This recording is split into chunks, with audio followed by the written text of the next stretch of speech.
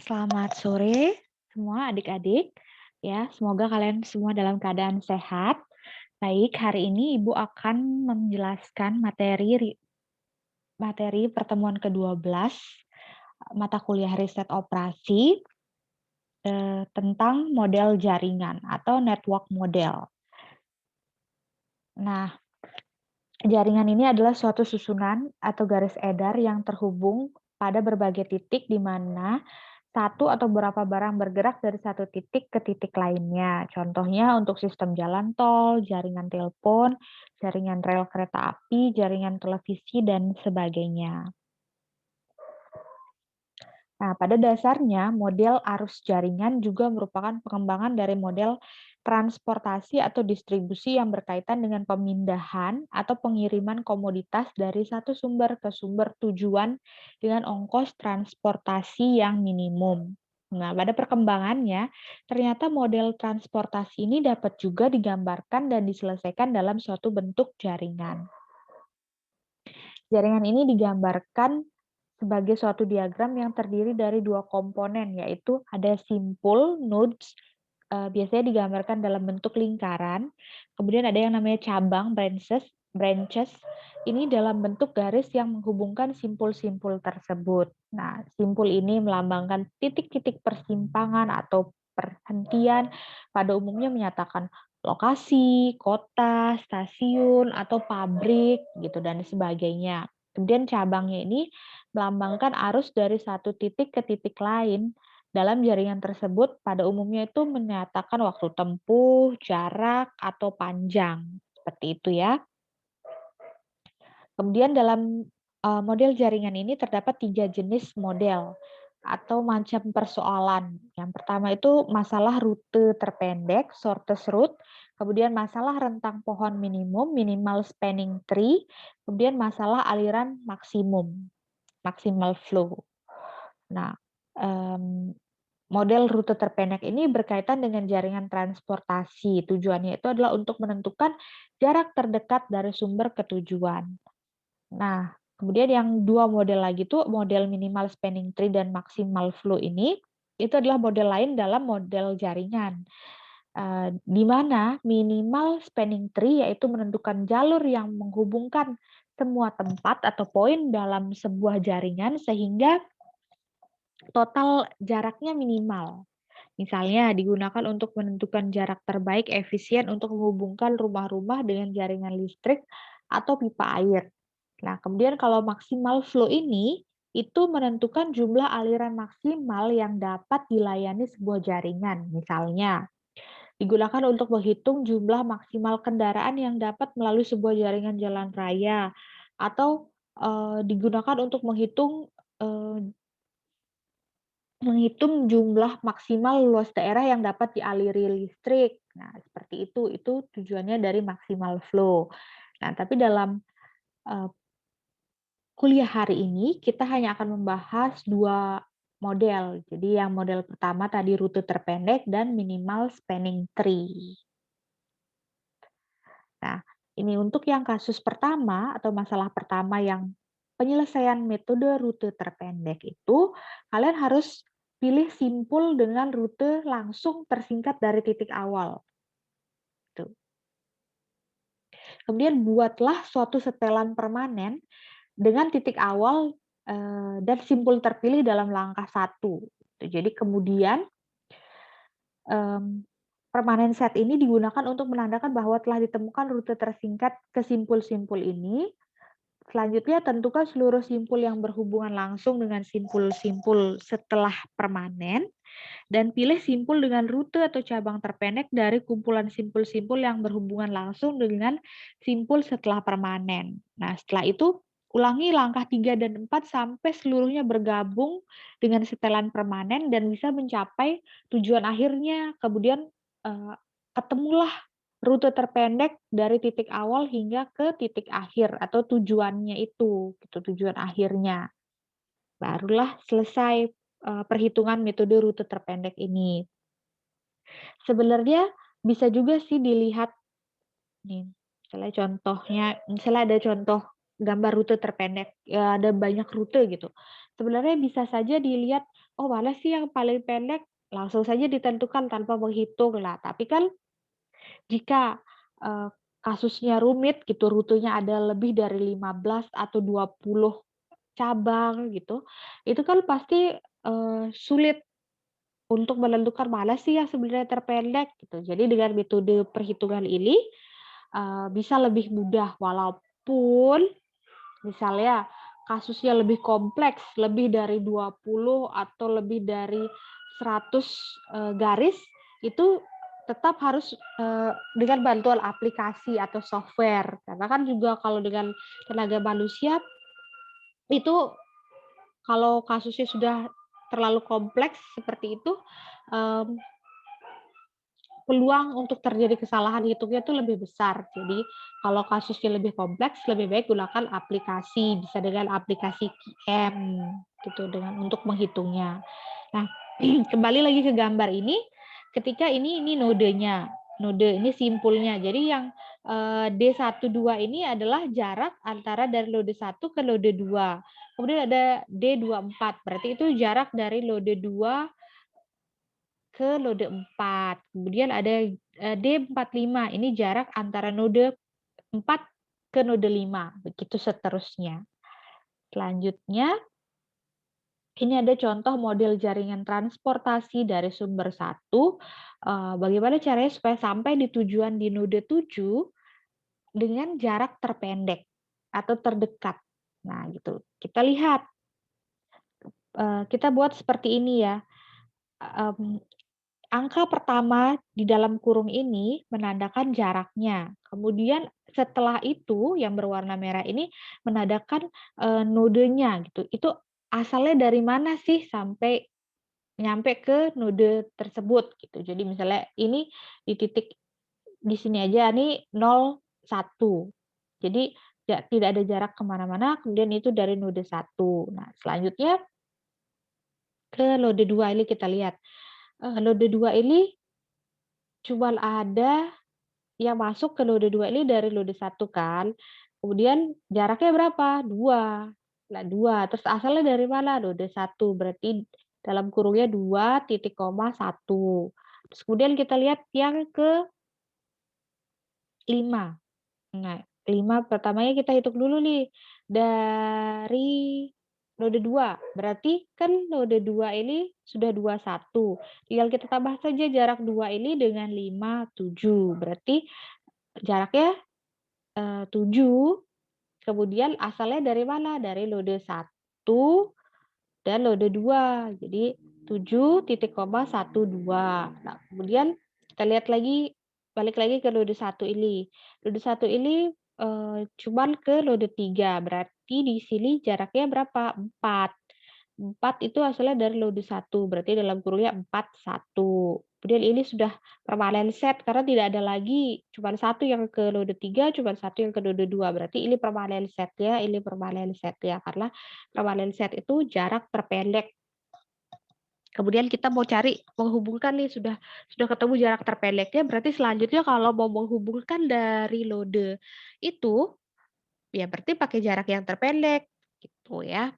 Kemudian ini, si node 3 ini ada yang ke 4, bisa ke node 4, bisa ke node 6. Berarti karena ini permanen set-nya berarti sudah dipakai nih 4 saja. Jadi kalau dia dari 3 ke 4 berarti ini ada 4 ditambah 3, 7. Asalnya dari node 1, 1 dan 3. Ini kan node 1, kemudian ke node 3. Berarti 7 ini dari node 1 dan 3. Terus dia ke node 6 nih, misalnya node 3 ke node 6. Ini berarti mulainya dari sini, 4 tambah 1, 5. 5. Asalnya dari node 1 dan node 3. Nih, 5 jaraknya dari node 1, dan node 3. Terus kemudian node 4 nih kita lihat. Node 4 ini yang menuju ke arah node 4 ini ada bisa dari node 2, bisa langsung dari node 1, kemudian bisa dari node 3. Nah, hitunglah masing-masing. Tadi kan kita sudah hitung ini yang ke node 4 dari node 3 itu ketemu 7 jaraknya. Kemudian kalau yang dari node Satu ini kan bisa langsung aja, jaraknya berapa? 10. Oh, berarti 10 dari node 1. Kemudian kalau dari node 2, node 2 ini kan sudah 2, kemudian jaraknya ini saja 11, berarti 2 ditambah 11 itu 13. Berarti 13 dari node 1 dan node 2. Berarti 13, 1 dan 2. Nah, ini ada 3. Mana jaraknya yang terpendek? 7. Nah, berarti permanen setnya itu kita gunakan ini. Jadi, kalau dari titik node 4 ini mau ke 5, mau ke 6, gunakan jarak yang permanen setnya ini. Jangan yang ini dan ini gitu. Jadi kita gunakan jarak terpendeknya. Jadi dari node 4 ke node 5 itu 7 ditambah 8, 15. Nah, 15 langsung 15 asalnya dari ini kan 1, 3. Berarti tambah ini 5. Berarti 15 jaraknya dari node 1, 3, dan 4. Itu. Yang ini sama ini sudah tidak perlu kita pedulikan lagi karena kita sudah menentukan jarak terpendeknya yang jadi permanen setnya itu 7. Nah, kemudian dari titik ini 4 ke 6. Berarti 7 ditambah 7, 14. 14 asalnya dari mana? 1, 3, dan 4. 1, 3, dan 4. Gitu. Nah, selanjutnya yang node 6 ini. Node 6 ini kan ada 2 nih, asalnya dari node 4 sama node 3. Kita lihat mana yang terpendek. 14 dan 5 jaraknya. Tentu 5 kan yang terpendek. Nah, jadi kita gunakan ini sebagai permanen setnya dari node 6. Jadi 5 ditambah 9, 14. Nah, asalnya dari mana? 1, 3, dan 6. Nah, 1, 3, dan 6. Jadi 14 jaraknya asalnya dari node 1, 3, dan 6. Nah, selanjutnya yang ke node 7 dari node 5. Ini 15. Berarti 15 ditambah 6, oh bukan. Kita belum tentukan premium set, permanen setnya maksud Ibu. Nah, ini ada 7 dan 15. Mana yang paling kecil jaraknya? 7. Berarti ini yang permanen setnya. Berarti 7 ditambah 6, 13. Nah, asalnya dari 1, 2, dan 5. Jadi yang itu yang 7 ini yang digunakan. Nah, kemudian tujuannya kan di soal ditentukan jarak terdekat. Berarti mana 13 dan 14 nih. Mana jarak terdekatnya? Yang ini 13 tentu. Berarti ini yang kita gunakan yang asalnya dari node 1, 2, dan 5. Untuk ke node 7 itu jarak terpendeknya itu 13. Seperti itu ya. Cara menentukannya kalau ada model jaringan transportasi seperti ini, kemudian kalian diminta menentukan jarak dari titik awalnya, titik 1 ke titik 7, tentukan jarak terpendeknya. Nah, kalian cari mana yang terpendek tadi, terus kalau yang itu yang jadi terpendek, misalnya di satu node ini ada 1, 2, 3 yang menuju ke sana. Nah, kalian cari dari ketiga ini mana yang paling pendek rutenya, itu yang digunakan sebagai permanen set. Nah, jadi apapun yang keluar dari titik ini yang digunakan, yang jarak terpendek. Sama seperti yang node 5 ini ada 2 kan. Ada yang dari node 2, ada yang dari node 4. Mana jarak yang terpendek? 7 dan 15. 7. Nah, berarti ini permanen setnya. Ini yang digunakan ketika dari node 5 ini mau ke node 7. Gitu. Seperti itu ya kalau ada 2. Ini seperti yang node 6 ini juga ada 14 dan 5. Mana yang terpendek? 5. Berarti 5 yang jadi permanen setnya. Ini yang digunakan untuk menghubungkan dengan simpul lainnya. Seperti itu. Sampai sini paham bagaimana? Ya, semoga paham ya. Nanti kita coba dengan latihan. Nah, ini selanjutnya ini rekapannya. Tuh, jadi cabangnya ada berapa? Misalnya dibuatkan tabel. Cabangnya ada berapa? Ada 11. Ini dihitung. 1, 2, 3, 4, 5. 1, 2, 3, 4, 5, 6, 7, 8, 9, 10, 11. Ada 11 garis gitu. Jadi 11 cabang, 11 branches. Ya, gitu. Kemudian nodenya dilihat nih, oh dari node awal, kemudian node akhirnya, kemudian node awal, node akhir, kemudian jaraknya berapa? Dari misalnya nih node satu, terus node akhirnya 2, jaraknya 2, kumulatifnya itu maksudnya pertambahan. Apa ada jarak lagi setelahnya? Ini tidak ada, dia berarti tetap 2. Dan 1 ke 3, 1 ke 3, 4 kan? Tidak ada perubahan, jadi kumulatifnya tetap 4. Yang dilihat yang nilai akhir kumulatifnya ya. Kemudian misalnya ini yang berubah nih. 2 ke 4 jaraknya 11, kumulatifnya 13 gini. 2 ke 4, ya kan? Jaraknya sebenarnya kan 11. Tapi dia asalnya kan dari 1. Ini di sini sudah ada permanen set-nya. Jadi 2 ditambah 11, 13. Nah, jadi dari saat menghubungkan 2 ke 4 ini, kumulatifnya itu 13. Nah, seperti itu. Dan seterusnya. Sampai ke tujuan akhirnya. Sampai ketemu, oh tujuan akhirnya di node 7, node 722 ini, node 7 ini. Kemudian dihitung kumulatif, dihitung, jaraknya, kemudian berapa kumulatif akhirnya. Nah, mana yang terpendek sampai ke node 7 itu yang berarti digunakan rutenya, berarti yang paling pendek itu yang dari 125 sampai ke node 7. Itu jaraknya 13, seperti itu. Jadi rute terpendek yaitu dari sumber node 1, node 2, node 5, dan sampai tujuan ke node 7 itu dengan jarak 13 kilometer.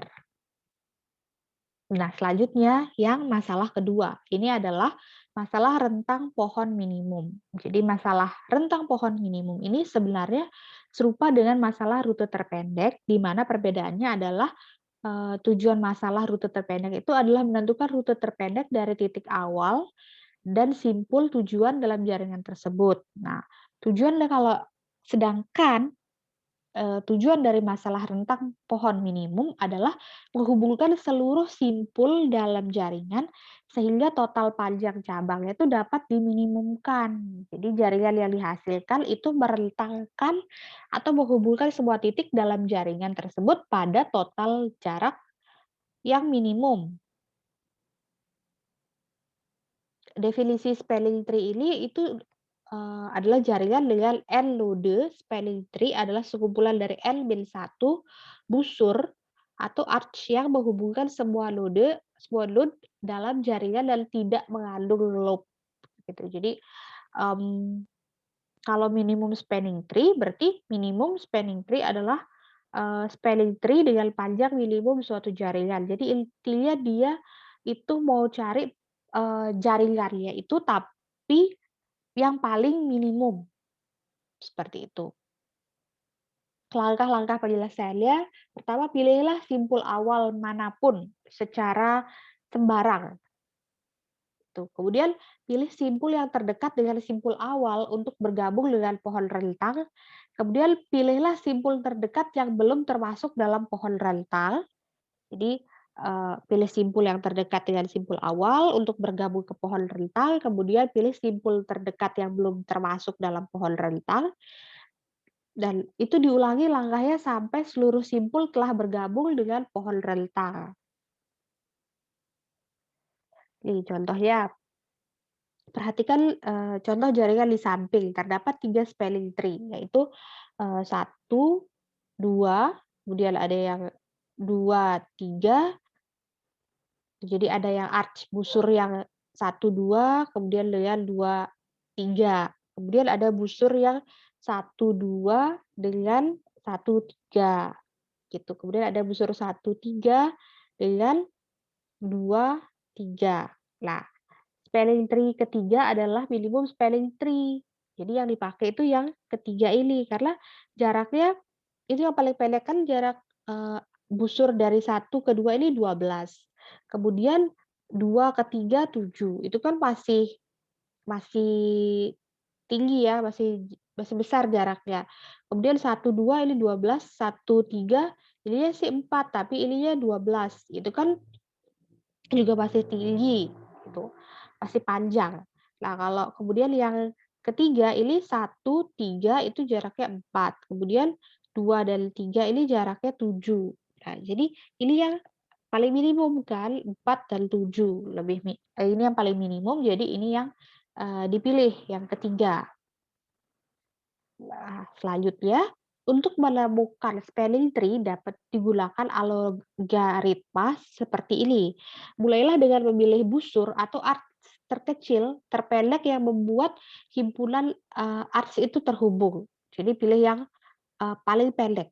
Kemudian pada setiap iterasi tambahkan arts terkecil yang belum terpilih yang memiliki koneksi dengan himpunan yang telah terhubungkan gitu. Jadi, setiap ada arts-nya, terus kemudian cari yang arts terkecil, yang memiliki koneksi atau bisa dihubungkan dengan arts yang sudah terpilih. Kemudian ketika algoritmanya selesai, jika semua node telah terhubung dan terdapat, eee, N-1 arts yang masuk dalam himpunan arts yang telah terhubungkan. Jadi dia connected, semuanya itu, eee, terhubung. Contohnya, berikut ini adalah jaringan yang, mungkin dihubungkan oleh Telekomnus antar beberapa kota di mana angka yang tercantum pada cabang adalah total biaya dalam miliar rupiah. Nah, kemudian dilihat nih, titik titik A jelas sudah dipilih.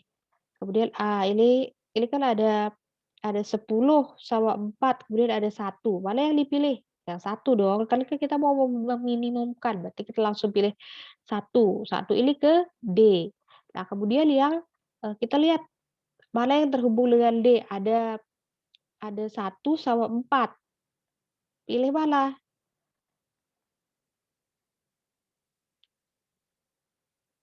Oh, karena dua-duanya pendek, kita ambil dua-duanya, 1 dan 4 ini. Nah, kemudian, mmm, selanjutnya nih dari titik yang ini, yang C ini, kita ambil ke sini, ini 3 ini kan terpendek, kita ambil ini karena dia menghubungkan ke titik G. Kemudian dari titik G ini ada 7, 3, dan 5. Mana yang paling pendek? Ini kan 3 dan 5. Berarti kita ambil 3 dan 5. Jadi, rentang minimumnya itu dari A ke D, kemudian, BD ini diambil, kemudian DC, kemudian C ke G, kemudian G ke F dan E. Itu yang rentang yang diambil, seperti itu.